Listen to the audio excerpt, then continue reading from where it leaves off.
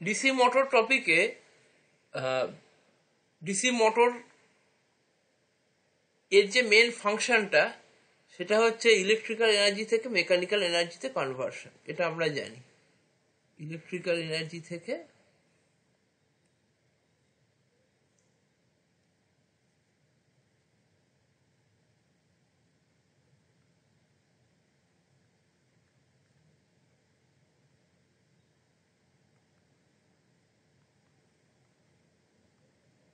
Mechanical এনার্জিতে conversion.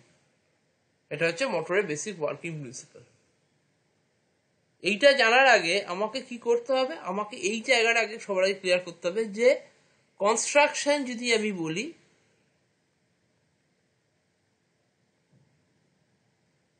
কনস্ট্রাকশনের দিক থেকে ডিসি মোটর বা জেনারেটরের পার্টসগুলো একই, মেন পার্টসগুলো এক।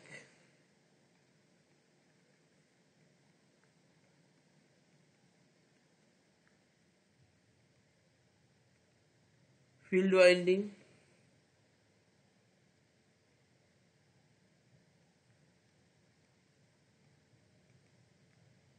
আর্মেচার ওয়াইন্ডিং, শ্যাফট,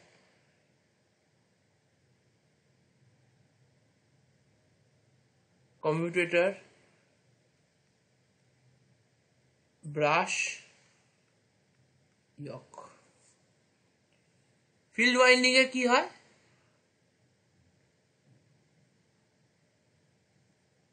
এখানে নর্থ পোল থাকে, এখানে সাউথ পোল থাকে। এই যে নর্থ পোল আর সাউথ পোল, এটা ক্রিয়েট হয়েছে কি করে, এটা ক্রিয়েট হয়েছে এখানে ওয়াইন্ডিং করে, যেমন ইলেকট্রোম্যাগনেটে ওয়াইন্ডিং করে। তাহলে এখানে যদি নর্থ পোল হয় তাহলে অবভিয়াসলি তার উপরের দিকে একটা সাউথ পোল হবে, বা এদিকে যদি অপোজিট ওয়াইন্ডিং করা হয় তাহলে এদিকে সাউথ পোল থাকলে যেমন নর্থ পোল হবে। তারপরে ইলেকট্রোম্যাগনেট থেকে এই কনভার্সনটা এসছে। যদি এইখানে একটা নর্থ পোল এখানে একটা সাউথ পোল থাকে তাহলে অবভিয়াসলি নর্থ পোল থেকে সাউথ পোলে কি থাকবে, এরকম ভাবে ফ্লাক্স থাকবে।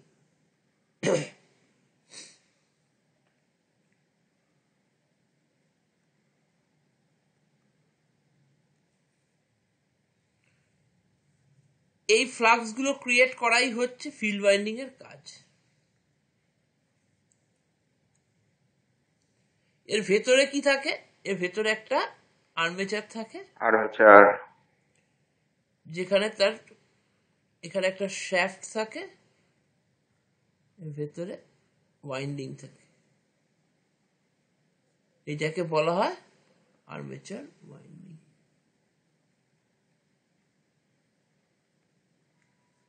এইটাকে বলা হয় ফিল্ড ওয়াইন্ডিং। এটাও ফিল্ড ওয়াইন্ডিং, এটাও ফিল্ড ওয়াইন্ডিং। ডিসি মোটরে দুটো ডিসি সাপ্লাই দিচ্ছি,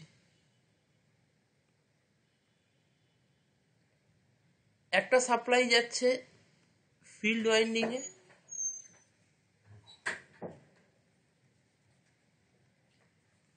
আর একটা সাপ্লাই যাচ্ছে আর্মেচার ওয়াইন্ডিং।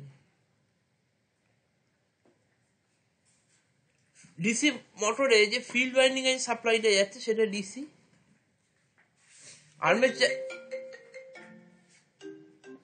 আর্মেচার ওয়াইন্ডিং এ যেটা যাচ্ছে সেটা আমি ইনিশিয়ালি ডিসি যাচ্ছে, ডিসি থেকে যখন আর্মেচার অবধি পৌঁছচ্ছে সেটা এসিতে কনভার্ট হচ্ছে।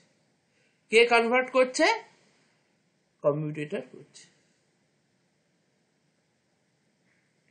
তার মানে এই ভেতরের আর্মেচারে যেটা গিয়ে আলটিমেটলি পৌঁছচ্ছে সেটা কিন্তু AC. Supply ডিসিটা field winding a direct DC যাচ্ছে, আর্মেচারে যাওয়ার সময় ডিসিটা ভেঙে গিয়ে ডিসিটা কনভার্ট হচ্ছে এসিতে। কে করছে, কমিউটেটর। তাহলে আমি বলতে পারি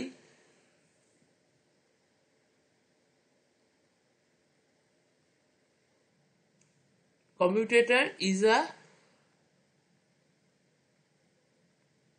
mechanical rectifier which converts DC to AC in case of DC motor. একটা জিনিস মাথার ভিতরে, কনভার্সনটা কি DC to AC, DC to AC conversion হচ্ছে। বেসিক একটা জায়গা তোরা ক্লিয়ার রাখবি, আর্মেচারে সব সময় এসি কাজ করে আর ফিল্ডে সব সময় ডিসি কাজ করে। আর্মেচারে যখন পৌঁছচ্ছে তখন সেটা এসি হয়ে পৌঁছচ্ছে, ডিসি থেকে এসিতে কনভার্সন হচ্ছে, তারপরে সেটা পৌঁছচ্ছে। সেন্টারে যেটা থাকে সেটা শ্যাফট। এবার প্রথম কথা হচ্ছে এই শ্যাফটটা, এটা তো শ্যাফট, এটা আর্মেচার।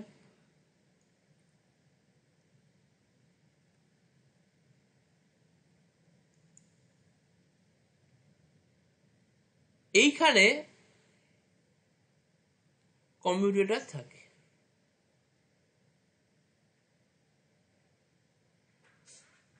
কমিউটেটরে এরকম সেগমেন্ট থাকে, কাটা কাটা থাকে, এগুলোকে বলা হয়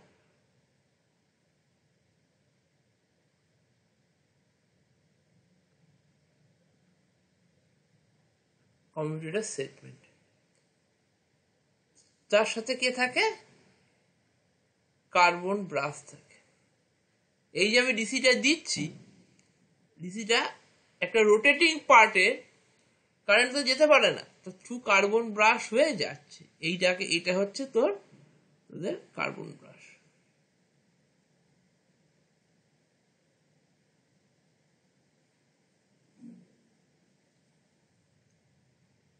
কার্বন ব্রাশ হয়ে কমিউটেটরে যাচ্ছে, কমিউটেটর ডিসি থেকে ডিসি, এই ডিসি থেকে এসি করছে, তারপর সেটা আর্মেচারে যাচ্ছে। তাহলে ফিল্ড ওয়াইন্ডিং বললাম, আর্মেচার ওয়াইন্ডিং বললাম, শ্যাফট বললাম, কমিউটেটর বললাম, ব্রাশ বললাম, ইয়ক কি, এই টোটালটা যে কভার আপ করা থাকছে, এই কভারটা হচ্ছে ইয়ক। বেসিক জায়গাটা ক্লিয়ার হয়েছে?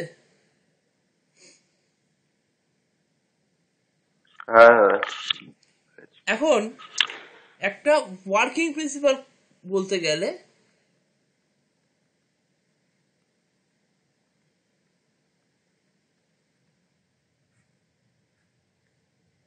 F is equal to BIL sin theta, যেখানে F হচ্ছে ফোর্স, B হচ্ছে ম্যাগনেটিক ফ্লাক্স ডেন্সিটি, I হচ্ছে কারেন্ট, L হচ্ছে লেন্থ অফ কন্ডাক্টর, যেটা ঘুরছে, মানে কতটা ঘুরছে ওইটা তো। সাইন থিটা হচ্ছে angle between electrical circuit and mechanical magnetic circuit.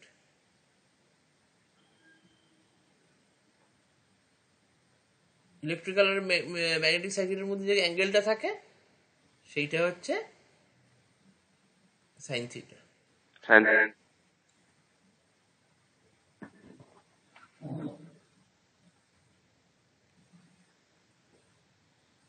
এবার এইটা থিটা হয় 90 ডিগ্রি আর সাইন থিটা হয় তার জন্য 1। যেহেতু থিটা 90 ডিগ্রি হয়, সাইন থিটা হয় 1। তাহলে ইকুয়েশনটা কি হচ্ছে? F is equal to BIL হয়ে যাচ্ছে। তার মানে B flux density, I current, L হচ্ছে লেন্থ অফ কন্ডাক্টর, এই তিনখানা থাকলেই একটা ফোর্স কিন্তু আমরা পাবো।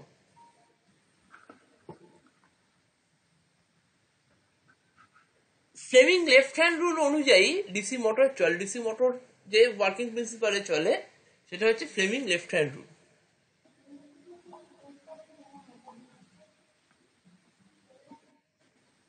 Fleming's left hand, Fleming left hand rule কি?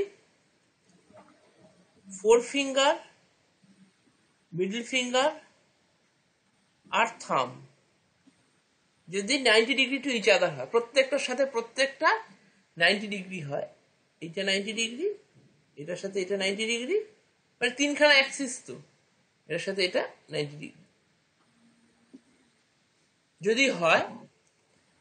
ফোর ফিঙ্গার হচ্ছে এইটা, এটা যদি ম্যাগনেটিক সার্কিটের ডিরেকশন দেয় বা ফ্লাক্সের ডিরেকশন দেয়, ম্যাগনেটিক সার্কিট ভালো কথা, আরো সোজাভাবে বললে গেলে ফ্লাক্সের ডিরেকশন দেয়, এটা যদি কারেন্টের ডিরেকশন দেয়, তাহলে থামটা ইন্ডিকেট করবে direction of rotation, direction of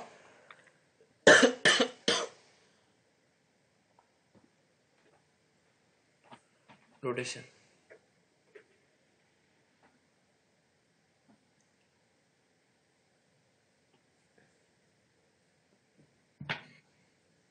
Fleming left hand rule অনুযায়ী মোটর চলে।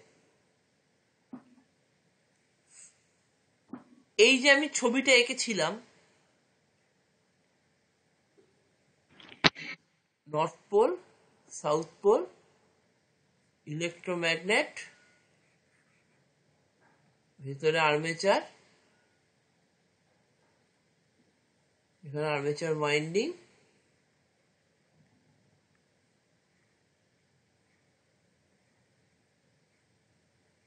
ফ্লাক্স। ফ্লাক্স আছে মানে বি আছে, আর্মেচারের মধ্যে কারেন্ট আছে মানে আই আছে, কন্ডাক্টরের লেন্থ আছে মানে এল আছে, সাইন থিটা আছে, এদের মধ্যে 90 ডিগ্রি অ্যাঙ্গেল, তাই এফ একটা ফোর্স সবসময় পাবো। দেখা যাচ্ছে Fleming left hand rule calculate করে দেখা যাচ্ছে এই পয়েন্টে ফোর্সটা যদি এদিকে হয়, এই পয়েন্টে ফোর্সটা কিন্তু এদিকে, এটা যদি এফটা এদিকে হয় তাহলে এর এফটা এদিকে, এর এফটা যদি এদিকে হয়,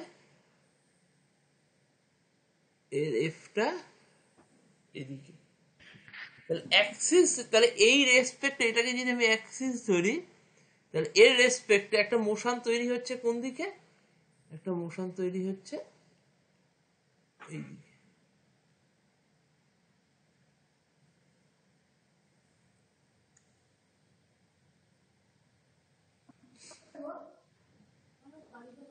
এটা হচ্ছে মোশনের ডিরেকশন পেয়ে গেল, তাই না? তাহলে ফ্লেমিং লেফট হ্যান্ড রুল থেকে আমরা কিন্তু রোটেশনটাকে করতে পারলাম, সেটা ক্লকওয়াইজ হবে না অ্যান্টি ক্লকওয়াইজ হবে, সেটা কিন্তু আমরা এখান থেকে বলতে পারি। তাহলে ওয়ার্কিং প্রিন্সিপালে ফোর্স পেতে গেলে তিনটে জিনিস চাই, magnetic flux density, magnetic flux রয়েছে বলে, নর্থ পোল সাউথ পোলকে আমরা ইলেকট্রোম্যাগনেট দিয়ে করছি বলে, ফিল্ড ওয়াইন্ডিং দিয়ে করছি বলে ম্যাগনেটিক ফ্লাক্স রয়েছে, তার জন্য তার ফ্লাক্স ডেন্সিটি রয়েছে, কারেন্ট রয়েছে বলে আই রয়েছে, লেন্থ অফ কন্ডাক্টর রয়েছে বলে এল রয়েছে। যদি থাকে তাহলে অবশ্যই এখানে বিআইএল থাকে, একটা ফোর্স তৈরি হবে, যে ফোর্সটা এফ। এখান থেকে এর ডিস্টেন্স হচ্ছে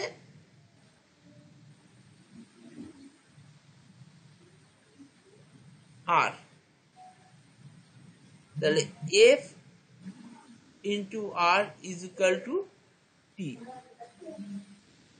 টি হচ্ছে টর্ক, এফ হচ্ছে ফোর্স, আর হচ্ছে এখানে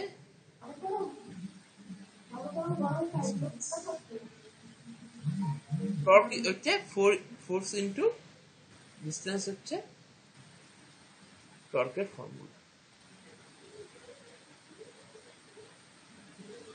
ওয়ার্কিং প্রিন্সিপাল ক্লিয়ার? কনস্ট্রাকশন আর ওয়ার্কিং প্রিন্সিপাল যতটা বললাম ক্লিয়ার? একটু রেসপন্স করো। হ্যাঁ দাদা। হ্যাঁ দাদা। এখন মেন ইকুয়েশন যদি লিখি,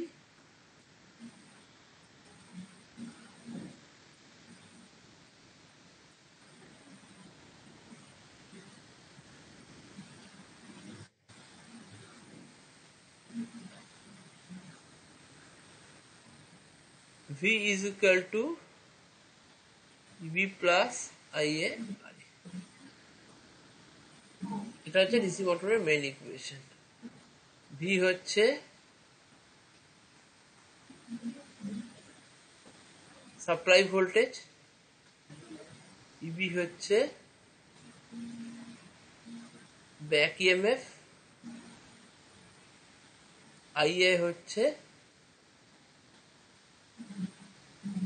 আর্মেচার কারেন্ট, RA হচ্ছে আর্মেচার রেজিস্ট্যান্স। আমি যদি সাপ্লাই ভোল্টেজ মোটরে 220 ভোল্ট দিই, যদি 20 ভোল্ট ড্রপ হয় আর্মেচারের রেসপেক্টেড, যেহেতু আর্মেচারের রেজিস্ট্যান্স রয়েছে তার জন্য 20 ভোল্ট যদি ড্রপ হয়, বাকিটা আমি ব্যাক ইএমএফ হিসাবে পাবো। 200 হচ্ছে আমার ব্যাক ইএমএফ, 220 হচ্ছে আমার সাপ্লাই ভোল্টেজ, 20 হচ্ছে আর্মেচারে voltage drop in armature, voltage drop due to armature resistance, voltage drop due to armature resistance. Next question হচ্ছে, ভোল্টেজ ড্রপটা তো বুঝলাম, রেজিস্ট্যান্স রয়েছে বলে ভোল্টেজ ড্রপ হচ্ছে, এটা খুব ক্লিয়ার। ব্যাক ইএমএফটা কি? ব্যাক ইএমএফটা হচ্ছে মোটর যখন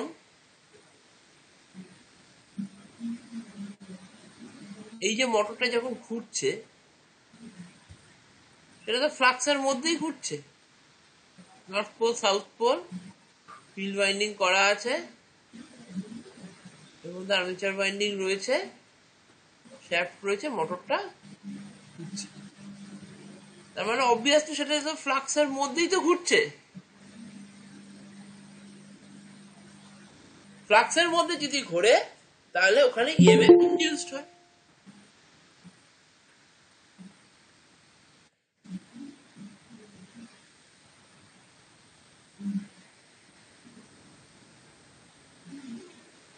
ফ্লাক্সের মধ্যে যদি ঘোরে, কোনো আর্মেচারকে যদি আমি ফিল্ডের মধ্যে ঘোরাই, তাহলে সেখানে ইএমএফ ইনডিউসড হয়, যেটা ফর্মুলাটা হচ্ছে E is equal to minus N d∅ by dt। d∅ by dt মানে টাইমের রেসপেক্টে ফ্লাক্সটা যে চেঞ্জ হচ্ছে সেটা হচ্ছে d∅ by dt, N হচ্ছে স্পিড, E হচ্ছে ইনডিউসড ইএমএফ। তার মানে N হচ্ছে স্পিড, d∅ by dt হচ্ছে rate of change of flux linkage.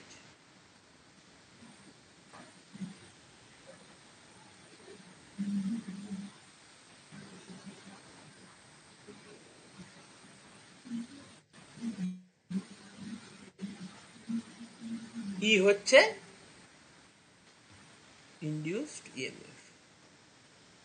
এখন এই যে ইএমএফটা তৈরি হচ্ছে, according to the Lenz's law, এই ইএমএফটা সাপ্লাই ভোল্টেজকে অপোজ করবে।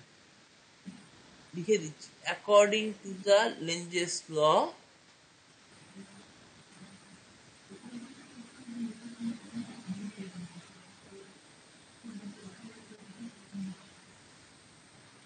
induced EMF opposes the supply voltage. Induced EMF opposes the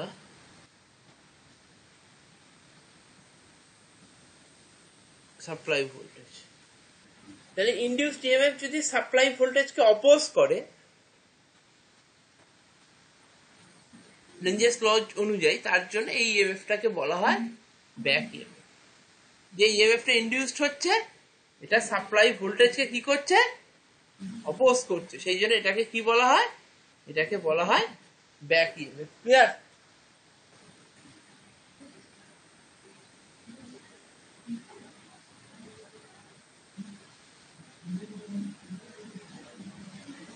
কি লাস্ট লাইনটা আবার কি বললে?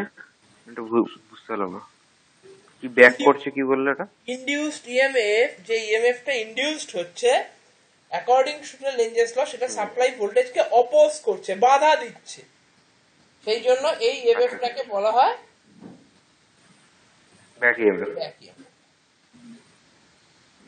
বাকিদের কাছে কি ক্লিয়ার? হ্যাঁ স্যার। কারোর কাছে ডাউট আছে?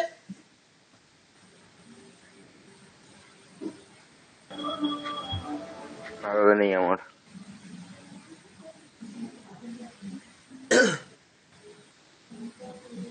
এবার নেসেসিটি অফ স্টার্টার। মিউট করো।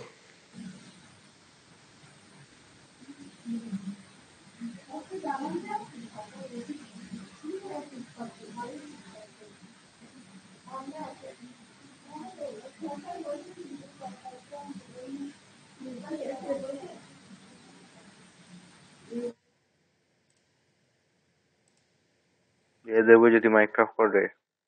আমরা কি বলছি? V is equal to Eb plus Ia R a. তাহলে V minus Eb by R a is equal to Ia. এই ইকুয়েশনটা এটা থেকে এটা আসছে তো, V minus Eb by R a is equal to Ia. ধর 220 ভোল্ট দিচ্ছিস, তার মধ্যে 200 ভোল্ট ব্যাক ইএমএফ হচ্ছে, ভোল্টেজ ড্রপ হচ্ছে 20 ভোল্ট। এবার রেজিস্ট্যান্সের ভ্যালু যদি 5 হয়, তাহলে কারেন্ট কত দাঁড়াচ্ছে? 20/5, 4 অ্যাম্পিয়ার। এখন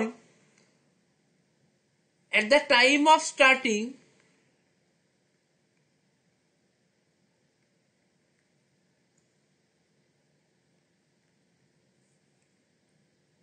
মোটর ঘুরছে, যখন মোটরটা ঘোরা শুরু করেনি তখন ব্যাক ইএমএফ কত? তখন কি কোনো ইএমএফ মোটরটা যদি না ঘোরে, ব্যাক ইএমএফ হবে না তো। ঘুরছে বলেই তো ব্যাক ইএমএফ তৈরি হচ্ছে, মোটরটাই তো ঘুরছে না। মোটরটা যদি না ঘোরে তাহলে ইভি ইজ ইকুয়াল টু কি হবে? 0 হবে। মোটরটা যদি না ঘোরে তাহলে ব্যাক ইএমএফ কত হবে? 0 হবে। তখন এই ক্যালকুলেশনটা কত হবে? 220 মাইনাস 0/5।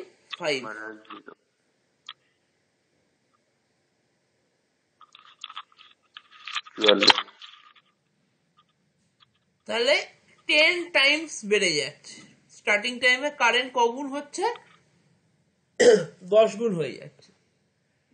আমরা যেমন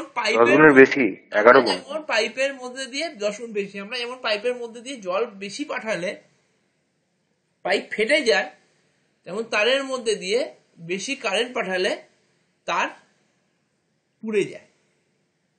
তার জন্য সেইটাকে কন্ট্রোল করার জন্য আমরা কি ইউজ করি? আমরা স্টার্টার ইউজ করি, যেখানে দুটো স্টার্টার থাকবে। দুটো স্টার্টার এখানে পড়তে হয়, একটা হচ্ছে 3 পয়েন্ট স্টার্টার, একটা 4 পয়েন্ট স্টার্টার।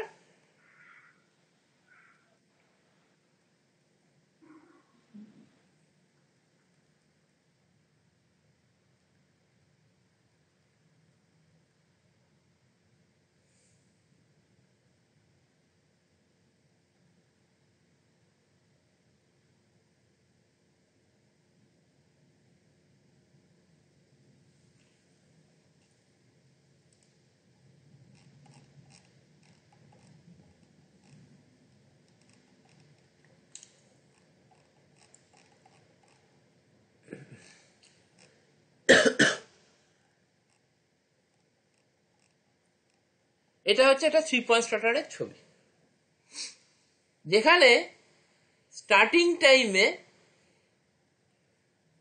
যখন এটা এইখানে থাকছে, এখানে আমি ফার্স্টে কি করছি? একে নিয়ে যাচ্ছি, অফ পজিশন থেকে আমি ওটাকে কোথায় নিয়ে যাচ্ছি? আমি পজিশন 1-এ নিয়ে যাচ্ছি। যখন পজিশন 1-এ নিয়ে যাচ্ছি, যখন এখানে লিঙ্ক করাচ্ছি, তখন কিন্তু মোটরের সাথে R1, R2, R3, R4 চারখানা রেজিস্ট্যান্সই কানেক্টেড। এরপর যখন আমি এইখানে নিয়ে যাচ্ছি 2 পজিশনে নিয়ে যাচ্ছি, তখন R1টা ডিসকানেক্টেড হচ্ছে। 3 পজিশনে নিয়ে গেলে R1 R2 এই দুটো ডিসকানেক্টেড হচ্ছে।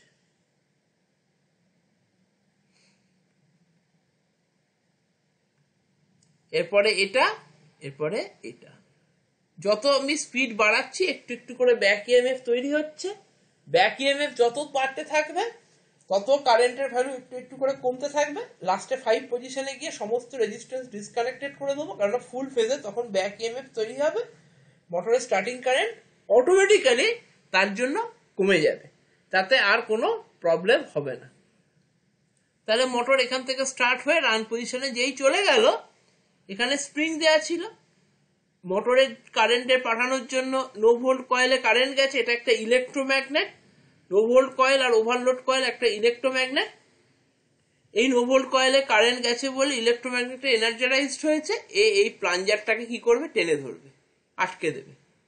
এটা যখন এখানে এটা হাতে করে সরাবো, হাতে করে সরিয়ে এখানে নিয়ে 2-এ নিয়ে আসবো, 3-এ নিয়ে আসবো, 4-এ নিয়ে আসবো, 5-এ যেই নিয়ে যাবো অটোমেটিক্যালি এই ম্যাগনেট দিয়ে এই এই তোমার হ্যান্ডেলটাকে কি করবে, কানেক্ট করে দেবে, টেনে নেবে। ইলেকট্রোম্যাগনেটিজমের জন্য এটা এখানে আটকে যাবে, মোটর চলছে, খুব ভালো কথা। কোনো কারণে যদি ভোল্টেজ কমে যায় বা কারেন্ট অফ হয়ে যায়, পাওয়ার কাট হয়ে যায়, তাহলে নো ভোল্ট কয়েলের মধ্যে কিন্তু কারেন্ট যাবে না, কারণ ভোল্টেজ যেটা পাঠাচ্ছি সেখান থেকে এনার্জারাইজড হচ্ছে নো ভোল্ট কয়েল। কোনো কারণে যদি ভোল্টেজ কমে যায় তাহলে নো ভোল্ট কয়েলে আর কারেন্ট যাবে না। নো ভোল্ট কয়েলে যদি কখনো কারেন্ট না যায় তাহলে কি হবে, ইলেকট্রোম্যাগনেটটা আর এনার্জারাইজড হবে না, সে আর হ্যান্ডেলটা বা প্লাঞ্জারটাকে ধরে রাখতে পারবে না, ওটা পুরো একদম অফ পজিশনে চলে যাবে।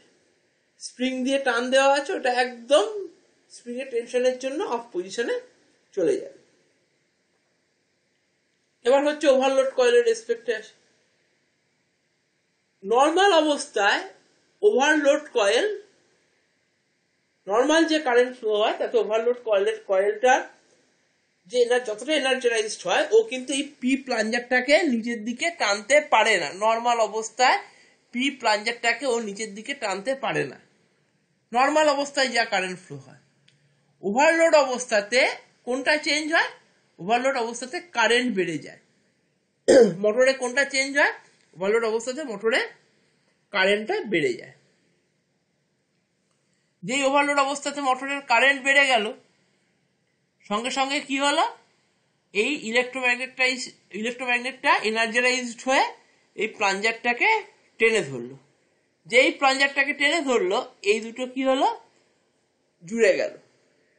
যেই এই দুটো শর্ট সার্কিট হয়ে গেল, সঙ্গে সঙ্গে জয়েন্ট বি ওভারলোড কয়েল যখন পি প্লাঞ্জারটাকে টেনে ধরবে, এই দুটো শর্ট সার্কিট হয়ে যাবে, নো ভোল্ট কয়েলের মধ্যে আর কারেন্ট যাবে না। নো ভোল্ট কয়েলের মধ্যে যেই কারেন্ট যাবে না, সঙ্গে সঙ্গে কি হবে, এটা অফ পজিশনে চলে যাবে। তার মানে ওভারলোড কয়েল যদি পি প্লাঞ্জারটাকে টেনে ধরে, এ আর এটা শর্ট হয়ে যাবে, নো ভোল্ট কয়েলের মধ্যে কোনো কারেন্ট যাবে না, তখন কি হবে, প্লাঞ্জারটা অফ পজিশনে চলে যাবে। তার মানে ওভারলোড হলে অটোমেটিক্যালি অফ হয়ে যাবে।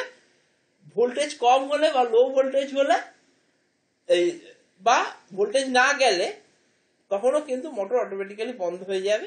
এটা হচ্ছে বেসিক জিনিসটা।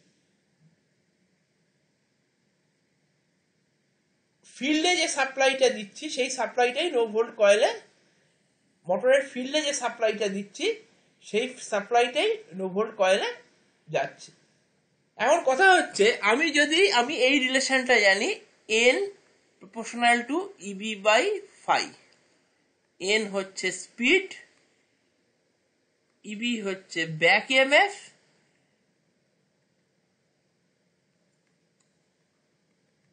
ফাই হচ্ছে ফ্লাক্স। এখন যদি আমি এই রিলেশনশিপটা জানি, স্পিড বাড়াতে হয় মোটরের, তাহলে ফ্লাক্সকে কি করতে হয়, কমাতে হয়। ফ্লাক্স যদি কমে, মোটরের স্পিড কি হবে, বাড়বে। তাহলে মোটরের ফ্লাক্স কমাতে গেলে ফিল্ড কারেন্টকে কমাতে হবে, ফিল্ড রেজিস্ট্যান্সকে বাড়াতে হবে, ফিল্ড কারেন্টকে কমাতে হবে। আমি যদি ফিল্ড কারেন্টকে কমাই, সেই কম কারেন্টই নো ভোল্ট কয়েলে যাবে, নো ভোল্ট কয়েলে কারেন্ট কম যাওয়ার জন্য এ কি করবে, প্লাঞ্জারটাকে বা হ্যান্ডেলটাকে ছেড়ে দেবে, ধরে রাখতে পারবে না, দিয়ে এনার্জাইজ করে ওখানে ফেলে দেবে। তাহলে 3 পয়েন্ট স্টার্টারের ড্রব্যাক এটা, প্রবলেম এটা, আমি যদি কোনো কারণে মোটরের স্পিড বাড়াতে যাই আমাকে ফ্লাক্স কমাতে হবে। ফ্লাক্স কমানো মানে ফিল্ড কারেন্ট কম পাঠানো। ফিল্ড কারেন্ট যদি আমি কম পাঠাই নো ভোল্ট কয়েলে কারেন্ট কি হবে, কম যাবে। নো ভোল্ট কয়েলে কারেন্ট কম গেলে তার এনার্জাইজ হতে পারবে না বা ইলেকট্রোম্যাগনেটের ততটা জোর থাকবে না ওই হ্যান্ডেলটাকে আটকে রাখার, তখন কি হবে, ও অফ পজিশনে চলে যাবে। That is the drawback of 3 point starter. তার জন্য আমরা কি করেছি, আমরা 4 পয়েন্ট স্টার্টার, 3 পয়েন্ট স্টার্টারের এখানে লাইন একটা পয়েন্ট, ফিল্ড একটা পয়েন্ট, আর্মেচার একটা পয়েন্ট, এটার জন্য এটার নাম হচ্ছে 3 পয়েন্ট স্টার্টার। তার জন্য আমরা কি করেছি, আমরা 4 পয়েন্ট স্টার্টারে এসেছি। 4 পয়েন্ট স্টার্টারে দেখো লাইন একটা পয়েন্ট, ফিল্ড একটা, আর্মেচার একটা, আর একটা রেজিস্ট্যান্স দিয়ে একটা লাইন করা আছে যেটা দিয়ে কিনা নো ভোল্ট কয়েলে কারেন্ট পৌঁছচ্ছে। তার মানে আমি যদি ফিল্ডের কারেন্ট কমিয়েও দিই, এই নো ভোল্ট কয়েলের কারেন্টের লাইনটা আলাদা করা আছে, তার জন্য নো ভোল্ট কয়েলের কারেন্ট কিন্তু কখনো কম পৌঁছবে না। নো ভোল্ট কয়েলের কারেন্ট কম পৌঁছে গেলে মোটরের বন্ধ হওয়ার যে পসিবিলিটিটা ছিল সেটা কিন্তু চলে যাবে, ড্রব্যাকটা থাকছে না। ড্রব্যাকটা কি, আমি যদি কোনোভাবে মোটরে স্পিড বাড়ানোর জন্য ফিল্ড কারেন্ট কমাই তাহলে মোটর বন্ধ হয়ে যেত, দ্যাট ইজ দ্য ড্রব্যাক। তার জন্য আমরা কি করলাম, কেন হতো না, নো ভোল্ট কয়েলের কারেন্ট আর ফিল্ড কয়েলের কারেন্ট একই লাইনে ছিল। ফিল্ড কারেন্ট কমাচ্ছি তো নো ভোল্ট কয়েলের কারেন্ট কমে যাচ্ছে, ম্যাগনেট কি করছে, এই প্লাঞ্জারটাকে ধরে রাখতে পারছে না। এখন যখন এইখানে দেখো একটা আলাদা লাইন দিয়ে আমি নো ভোল্ট কয়েলে পাঠিয়েছি, ফিল্ডে কারেন্ট কমিয়ে দিই না, কোনো ব্যাপার না, এইখানকার কারেন্টটাই এখানে যাচ্ছে, তার জন্য নো ভোল্ট কয়েলে কোনো কারেন্ট চেঞ্জ হবে না, তার জন্য প্লাঞ্জারটাকে আর ছাড়বে না। এবার বোঝা গেছে 3 পয়েন্ট স্টার্টার আর 4 পয়েন্ট স্টার্টার?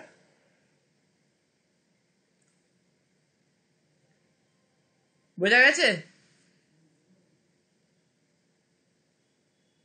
একটু রেসপন্স করবে বোঝা গেছে কিনা। হ্যাঁ স্যার।